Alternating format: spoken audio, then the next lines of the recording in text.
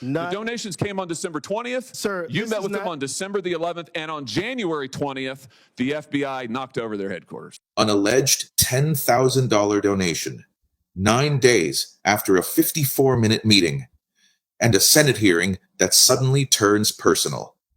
Watch this clip. Listen to the exchange between Josh Hawley and Minnesota Attorney General Keith Ellison. Listen, it's my time. Doesn't know what you're talking about. Oh, sir. No, sir. You now have encountered the truth and you don't like it. Why'd you take their money? Why'd you take their money? I didn't. You took $10,000. No, that's a false statement. $10,000 9 days after the meeting. False statement. You took $10,000. Here's what happened. They went to your office. They solicited money from you. They solicited help from you. That's also wrong. They came to your office. It was your official office. You met with them for 54 minutes. No, they asked you for help. You pledged it to them, and they talked repeatedly about money. In fact, it's all they talked about. That's a lie. Money, money, money, money. They said, we will put our dollars in the right place. We will support candidates that will fight to protect our interests. You replied, that's right. They said, if you are securing your donor base and securing your power base, you can act the way you want. You replied, money is freedom. They said the amount of money circulating, I'm reading the transcript, the amount of money circulating in our community today is powerful, and we haven't realizing it in a meaningful way. And you said, give me the specifics. And 9 days later, you took $10,000 from people who were then indicted. It's in your reports. Why'd you do it? Sir, was it worth it? You know what? This is a theatrical performance. This is the truth. This is what accountability looks like, of which you've had none. You helped fraudsters defraud your state and this government of $9 billion, and you got a fat campaign contribution out of it. You ought to be indicted. True. Well, that's the truth. I think we've made the point. Let's keep the tenor just for the record. I'll ask how I want to. He's lying, and that's the truth. Oh no, this is all on the record, sir. Did you bother to? Did you bother to investigate where the money that you facilitated their fraud for, where it went?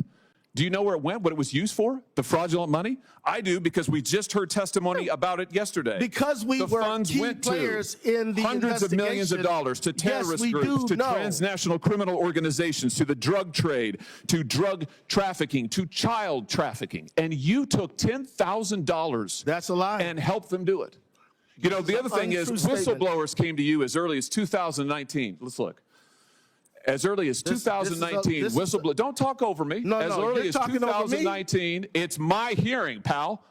As early as 2019. Don't call me whistleblowers came to, well, I should call you prisoner because you ought to be in jail. Well, we'll see what you can do. In 2019, whistleblowers came to you in your office and referred to you fraud allegations from Feeding Our Futures, and you blew them off. Listen, your own state newspaper investigated it. The Minnesota Star-Tribune, the Partners in Nutrition, brought its concerns to the Attorney General's office in 2018 and in 2019, and you did nothing.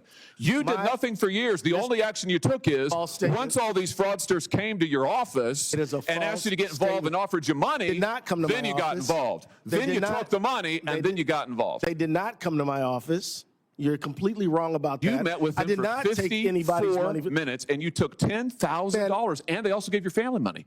They gave your family thousands of dollars in campaign contributions in addition to what they gave false you. Statement. Let's put the this is completely untrue. The New York Post. Yeah, we know the New York Post. Minnesota Keith Ellison, AG, accepted campaign donations from individuals linked to the $250 million COVID fraud scheme after they were in your office. The donations came on December 20th. Sir, you met with them on December the 11th, and on January 20th, the FBI knocked over their headquarters. No. That's the sequence of events here. No, it's not. You've been right at the center of this fraud thing from the beginning, and you've enabled it. Direct accusation, direct denial, timeline versus rebuttal. Now step back. Through a physician's lens, this isn't about tone. It's about structure. When billions of public dollars are under investigation, even the appearance of political proximity during active scrutiny becomes destabilizing. In complex systems, credibility is oxygen. If trust in oversight weakens, the damage spreads beyond one meeting or one donation. Watch the clip carefully, then watch the next video. Because when you zoom out and follow the full fraud allegations, the scale becomes much bigger than one exchange.